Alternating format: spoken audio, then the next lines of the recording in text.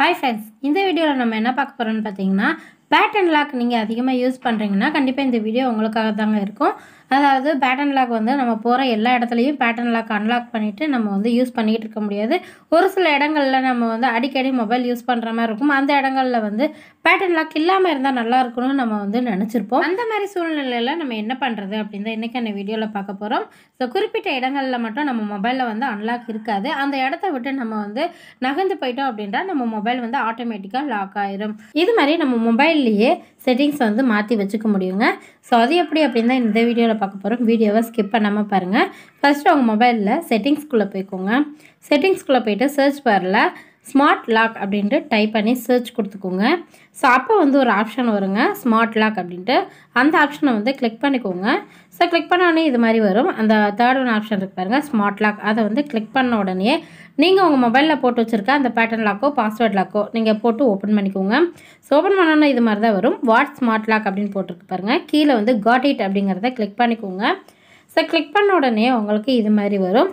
இதில் அந்த ரெண்டாவது இருக்க ட்ரஸ்டட் பிளேசஸ் அப்படிங்கிறத கிளிக் பண்ணிக்கோங்க. கிளிக் பண்ணதுக்கப்புறமா உங்களுக்கு இது மாதிரி தாங்க வரும். இதில் வந்து உங்களோட மொபைல் லொக்கேஷனை வந்து எனபிள் பண்ணிக்கோங்க. ஓகேன்னு கொடுத்து எனபிள் பண்ணிக்கோங்க. அதுக்கப்புறமா இதில் ஆட் ட்ரஸ்டட் பிளேஸ் அப்படின்ற ஒரு ஆப்ஷன் இருக்கு பாருங்கள்.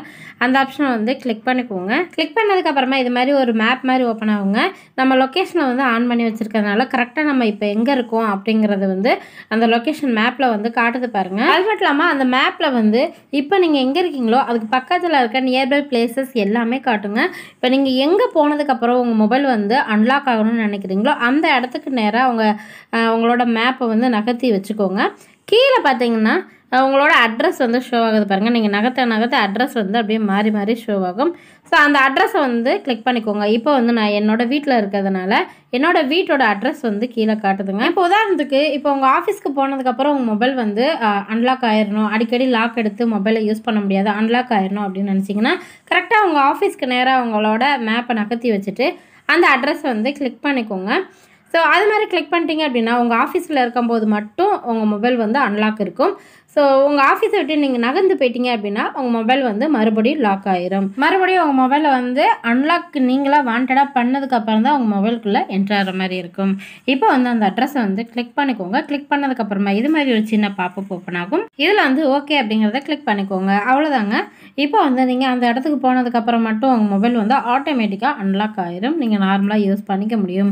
இப்போது நீங்கள் அகைன் மறுபடியும் வேறொரு இடத்த கூட சூஸ் பண்ணிக்கலாங்க. இப்போ நீங்கள் வந்து வீடு ஆஃபீஸ் ரெண்டு இடத்துலையுமே மொபைல் அன்லாக் ஆகிருக்கணும் அப்படின்னு நினச்சிங்கன்னா மறுபடியும் அந்த ஆட் ட்ரஸ்டட் பிளேசஸ் அப்படிங்கிறத கிளிக் பண்ணிவிட்டு நீங்கள் வேறொரு இடத்த கூட நீங்கள் ஆட் பண்ணி வச்சுக்கலாம். இது மாதிரி எத்தனை இடத்த வேணாலும் நீங்கள் ஆட் பண்ணி வச்சுக்கலாம். அந்த இடத்துக்கு போனதுக்கப்புறம் என்னோட மொபைல் அன்லாக் ஆயிடணும்னு நினச்சிங்கன்னா. ஸோ கண்டிப்பாக இந்த வீடியோ உங்களுக்கு ரொம்ப யூஸ்ஃபுல்லாக இருக்கும்னு நினைக்கிறேன். இது மாதிரி நிறைய ஆண்ட்ராய்ட் பற்றின டிப்ஸ் அண்ட் ட்ரிக்ஸ் எல்லாம் நீங்கள் தெரிஞ்சுக்கணும் அப்படின்னா மறக்காமல் நம்ம சேனலை சப்ஸ்கிரைப் பண்ணி வச்சுக்கோங்க.